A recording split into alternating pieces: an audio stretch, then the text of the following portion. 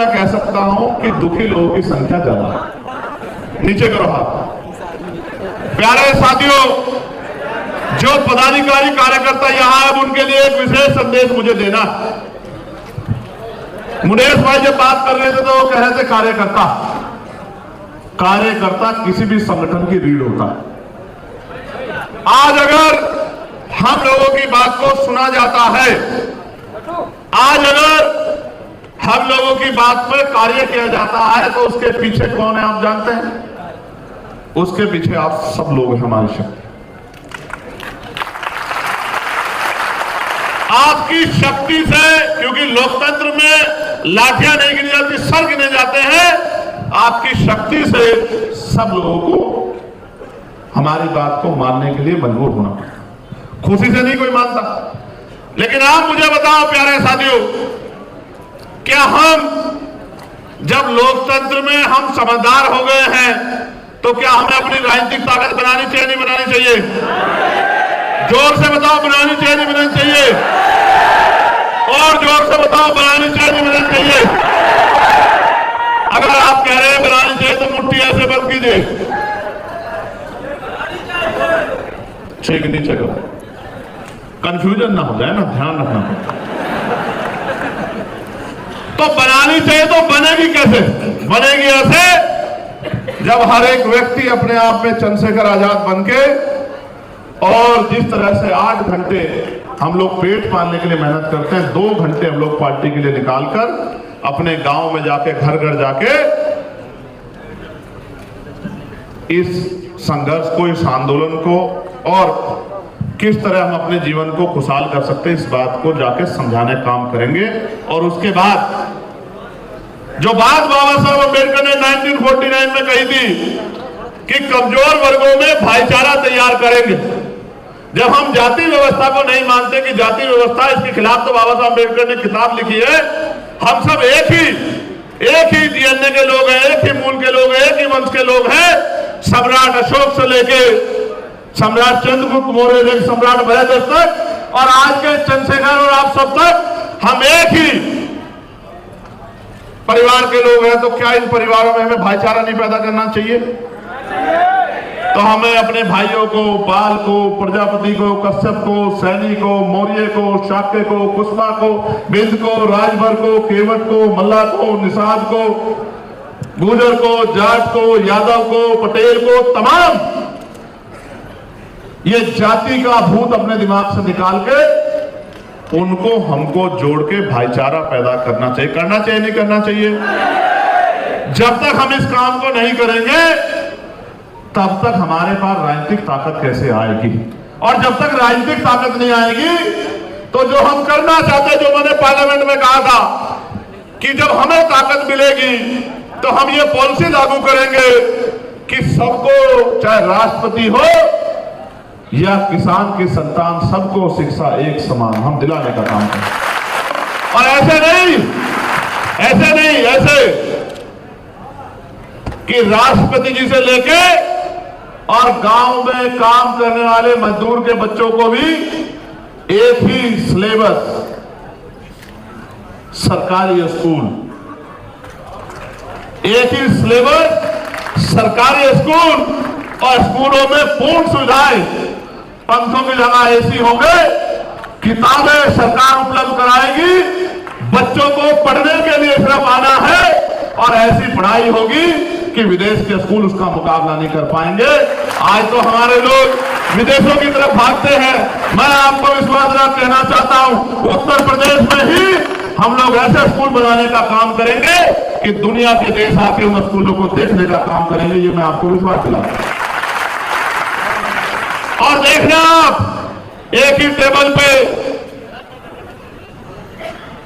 विधानसभा के विधायक जी का बच्चा बैठा होगा, बराबर वाली कुर्सी पर किसान का बच्चा बैठा होगा, उसके बराबर वाली कुर्सी पर वहां के उप जिलाधिकारी का बच्चा बैठा होगा, उसके बाद तहसीलदार का बच्चा बैठा होगा, उसके बाद खेतों में काम करने वाले मजदूरों के बच्चे बैठे होंगे।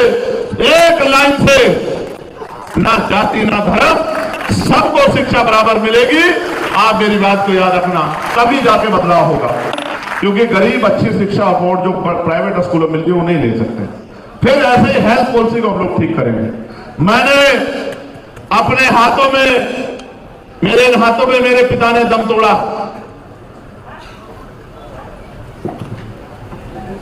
और यह संकल्प मैंने उस दिन लिया था कि पैसे की कमी के कारण या समय पर इलाज न मिलने के कारण किसी की जान ना जाए, इस लक्ष्य को भी हमें पूरा करना है।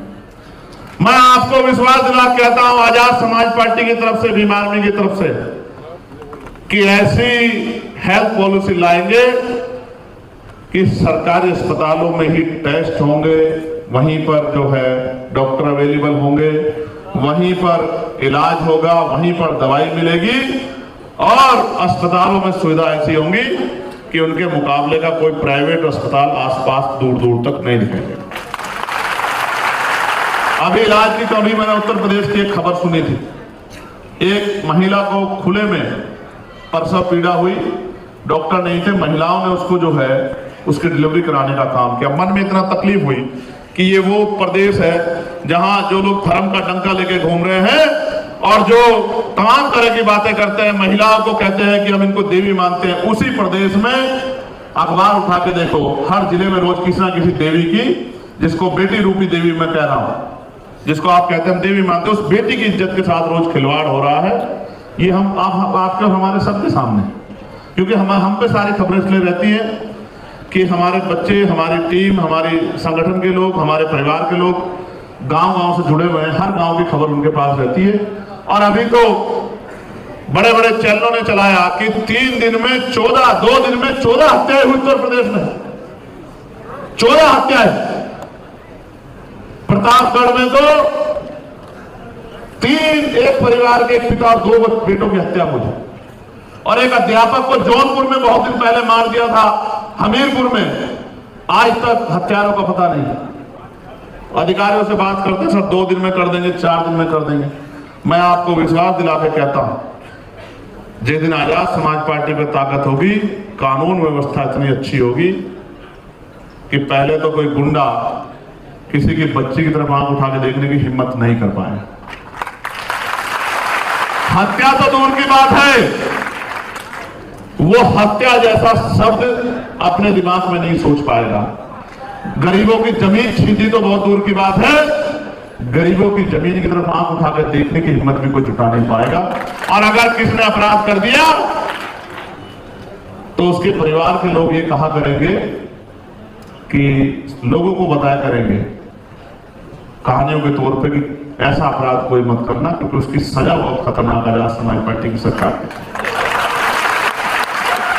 प्यारे साथियों, मैं लखनऊ में हूं और चाहे बहुत सारी नौकरियों को संविदा ठेकेदारी के साथ जोड़कर लोगों का, गरीबों का खून चूसा जा रहा हो, मैं आज उन सभी निजी कर्मियों को भी कहना चाहता हूं कि उनको भी पक्की नौकरी दिलाने का काम आजाद समाज पार्टी करेगी। जितने भी संविदा कर्मी हैं जो ठेके में काम कर रहे हैं, उनको भी योग्यता के आधार पर पक्की नौकरी दिलाने का, और पुरानी पेंशन जो बहुत महत्वपूर्ण विषय है आत्मसम्मान के साथ जीने के लिए, पुरानी पेंशन भी बहाल कराने का काम आजाद समाज पार्टी करेगी। मेरी बात को आगे आगे।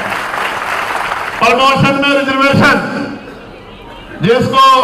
जिसका बिल जो है यहां के पुरानी पार्टी के लोगों ने लोकसभा में पार दिया था, आज वो बातें अच्छी करने लगे। ठीक है भाई, लोकतंत्र है, सबको अधिकार है बात करने का, लेकिन मैं नहीं समझता कि इतनी जल्दी विचार बदल जाते हैं।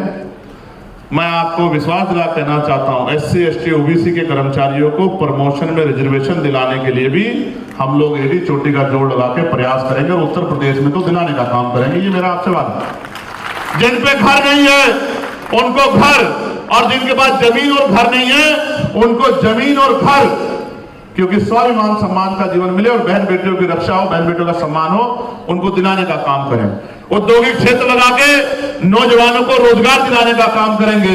बहन बेटियों को उद्योग से जोड़ के उनको पैरों पे खड़ा करने का काम करेंगे। जो बहन बेटी आज मजबूरी में 200-250 रुपए पर अपना जीवन यापन करती है, मेहनत करती हैं, उनको रोजगार से जोड़ के हर महीने 18-20 हजार रुपए का रोजगार उनको दिलाने का काम करेंगे।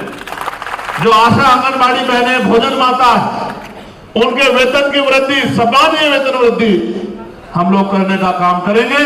और जो ग्राम प्रधान सेवक है, रोजगार सेवक है, ग्राम पंचायत सहायक है, उनको भी वेतन वृद्धि कराने का काम और अनुदेशकों को उनकी नौकरी को भी पक्की कराने का काम हम लोग करेंगे।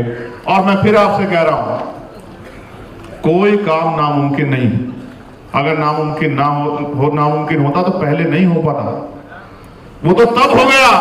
अब तो उससे ज्यादा काम हो सकता है। जब महापुरुषों ने आंदोलन चलाया तब तो गाड़ी भी नहीं थी, तब तो साधन भी नहीं थे, तब तो बड़े बड़े बैनर भी नहीं लगते थे। आज तो आपने बहुत से बैनर लगाए हैं। तब तो हाथ से लिखा जाता था, पन्नियों पे नारे छपते थे, पन्नियों की बेला लगती थी, कागजों पे जो है प्रचार होता था। अब तो डिजिटल प्रचार होता है। ऐ मेरे भोले भाले बहुजन समाज के लोगों, अब तो अपनी हालात से बदलने के लिए कुछ करो। अब तो अपनी हिम्मत जुटाओ। कब तक अन्याय अत्याचार सहते रहोगे? ऐसा ना हो कि अन्याय अत्याचार सहते सहते बुजदिल हो जाओ और अन्याय को अपना भाग्य मानकर इस अन्याय को सहने की आदत आपको पड़ जाए। इसलिए आपको यहाँ कहने के लिए आया हूँ लखनऊ में कि अब समय आ गया है। अब मैं आपसे ये कह रहा हूँ कार्यकर्ता पदाधिकारियों से, अब आप रोज घर से निकलिए, 2 घंटे अपने क्षेत्रों में काम कीजिए, बूथ की कमेटी बनाइए, सेक्टर की कमेटी बनाइए, विधानसभा की कमेटी बनाइए, भाईचारा कमेटी बनाइए, जिला कमेटी को मजबूत कीजिए और आने वाले त्रिस्तरीय पंचायत चुनाव में इन पैसे वाले दलों को बताइए कि गरीब जब अपनी इज्जत की लड़ाई, स्वाभिमान की लड़ाई लड़ने पर आता है तो बड़े बड़े दरख्तों को उखाड़ कर फेंक देता है। ये काम जो है अब आने वाले त्रिस्तरीय पंचायत चुनाव में जो सेमीफाइनल होने जा रहा है उत्तर प्रदेश में, आपको फाइनल की तरह उसको लड़ना है। कल लड़ लोगे नहीं लड़ लोगे? ताकत बना लोगे नहीं बना लोगे? हिम्मत बना लोगे नहीं बना लोगे? और मैं आपको एक और भरोसा दिलाता हूं, कैसे काम हो सकता है, कैसे रोजगार दिया जा सकता है, कैसे खाली जेबें में साधन संसाधन धन आ सकता है। आपको त्रिस्तरीय पंचायत चुनाव के रिजल्ट के बाद जहां ताकत बन गई, वहीं रोजगार के काम करके, विकास के काम करके मैं आपको दिखाने का काम करूंगा। इस बात का भी मैं आपको भरोसा दिलाता हूं। और अंत में एक छोटी सी बात मुझे आपसे कहनी, पत्रकार साथियों से भी कहनी, कि कभी कभी हमारी खबर में दिखा दिया करो। कहीं 100-200 लोग जुटते हैं तो उनकी बड़ी खबर आप दिखाते हो। अब ये हमारे प्रमुख सम्मेलन जो 18 मंडलों में हो रहे हैं, जो पहला सम्मेलन सहारनपुर में हुआ जहां हजारों कार्यकर्ता जुटे, उसके बाद हमारा दूसरा सम्मेलन जो हापुड़ में हुआ जहां हजारों कार्यकर्ता जुटे, उसके बाद हमारा तीसरा सम्मेलन जो गाजीपुर में हुआ जहां हजारों कार्यकर्ता जुटे, और ये चौथा सम्मेलन, जितो साहब, चौथा सम्मेलन जो बहुत शानदार सम्मेलन उत्तर प्रदेश की आर्थिक राजधानी कहे जाने वाले आगरा में हुआ। और ये जो 5वां सम्मेलन आज इस लखनऊ की धरती में हो रहा है, महाराजा लखन पासी की धरती में हो रहा है। मैं आपको कहना चाहता हूं, अभी 13 सम्मेलन बाकी हैं। 5 सम्मेलन के बाद ही कई सारे राजनीतिक दलों की नींदें उड़ गई हैं और कई सारे गरीबों के आंसू पूछने का काम हो गया है। उनके मन में इच्छा पैदा हो गई है कि जब इस तरह से पार्टी का ग्राफ बढ़ रहा है तो हमारे आने वाला समय वो बहुत अच्छा है, हमारी ताकत बनेगी, हमारा सम्मान होगा।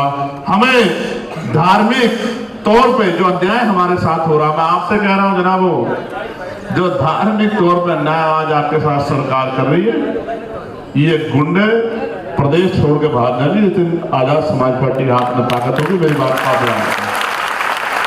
आप भी कभी किसी को वोट देते हो, कभी किसी को वोट देते हो, हर बार ठगे जाते हो। मैंने आपको समझाया था, जहां आपका सम्मान नहीं होता वहां क्यों जाते हो, फिर भी बार बार जाते हो, फिर कहते हो हमारी कोई सुनता नहीं है। आपके सुनने वाले भी और आपके बुनने वाले भी, आपकी बात को मजबूत करने वाले भी और आपकी रक्षा सुरक्षा करने वाले भी, आज ये इतने नौजवान और सम्मानित लोग यहाँ बैठे हैं। बताओ, मैं इस मंच से पूछना चाहता हूँ, बताओ मुस्लिम समाज की ताकत, उनकी रक्षा करोगे नहीं करोगे? बताओ। उनके लिए खून देने का काम करोगे नहीं करोगे? बताओ बताओ। अपने पिछड़े वर्ग में शेड्यूल कास्ट के भाइयों के लिए उनकी ताकत बन के सिख भाइयों के, जैन भाइयों के, बौद्धिस्ट भाइयों के, उनके हक अधिकारों की रक्षा करोगे नहीं करोगे? बताओ। भाईचारा बनाओगे नहीं बनाओगे? बताओ। मैं इसलिए आपको भी इशारों में कह रहा हूं, कब तक ठगे जाते रहोगे मियां? आप भी अपने बारे में सोचो। यहां तो एक ही नारा है, जिसकी जितनी संख्या भारी उसकी उतनी हिस्सा।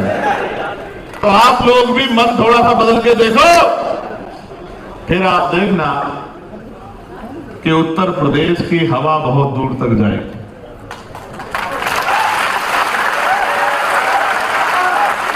मैं यहां की कमेटी का बहुत बहुत धन्यवाद करता हूं और